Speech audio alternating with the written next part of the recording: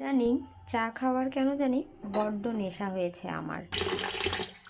সকাল দুপুর রাত সবসময় শুধু চাই খেতে ইচ্ছে হয়। কেন যে হঠাৎ এত চায়ের প্রেমে পড়ে গেলাম বুঝতেই পারছি না। যদিও আমি চায়ে চিনি খাই না, তারপরও 1 চামচ চিনি দিয়ে দিলাম। তারপর দিয়ে দিলাম একটা হচ্ছে বড় এলাচ আর একটা হচ্ছে দারুচিনি। একদম ফুটন্ত পানিতে টকবক করে জন্য দিয়ে দিলাম।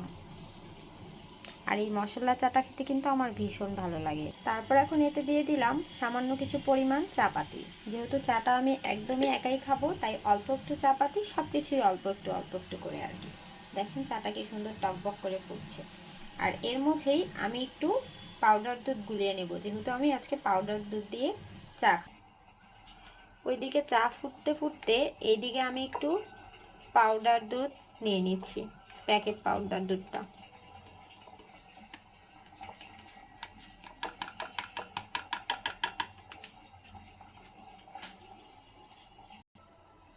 আর এইদিকে খুব ভালোভাবে চা পাতাটাকে ফুটিয়ে নিচ্ছি। চা পাতা আসলে যত বেশি ফুটানো হয় দুধ চাটা কিন্তু তত বেশি মজা হয়।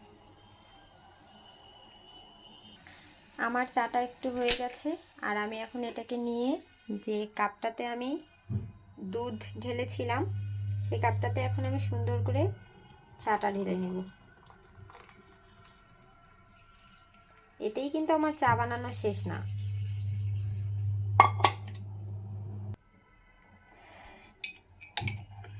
নিচে কিন্তু দুধটা খুব ভালোভাবে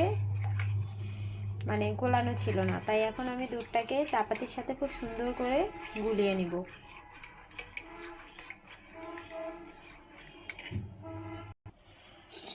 তারপর আমি আমার ওই পাতিলটাতে একটু সুন্দর করে পরিষ্কার করে নিয়েছি। তারপর এটা আমি আবারও চুলায় বসিয়ে দিলাম। এখন আমি গুলিয়ে রাখা চা এবং দুধ সবটা একসাথে দিয়ে একটু জাল করে নিব। আর আপনারা কিভাবে চা বানান মশলা চা সেটা কিন্তু আমাকে জানাবেন। আমি কিন্তু এভাবেই মশলা চা বানাই, আর আমার চাটা কিন্তু অনেক অনেক বেশি মজা হয়। আপনাদের সবার দাওয়াত থাকলো চাটা খাওয়ার জন্য। চাটাকে এভাবে আমি সুন্দর করে বলক দিয়ে নিয়েছি। চাটা কিন্তু আমার অলমোস্ট হয়ে গেছে। এখন আমি চাটাকে ঢেলে নেব। আমার চা কিন্তু একদম পুরোপুরি রেডি। এখন আমি গ্যাসের চুলাটা বন্ধ করে দিলাম, আর এখন আমি চাটাকে সুন্দর করে ঢেলে নিচ্ছি।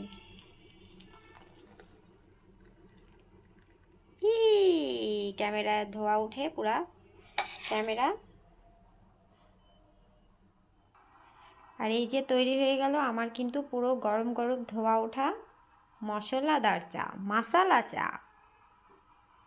কেমন লেগেছে আমার চা রান্না করার এটা আপনারা একটু সবাই কমেন্ট করে প্লিজ জানাবেন।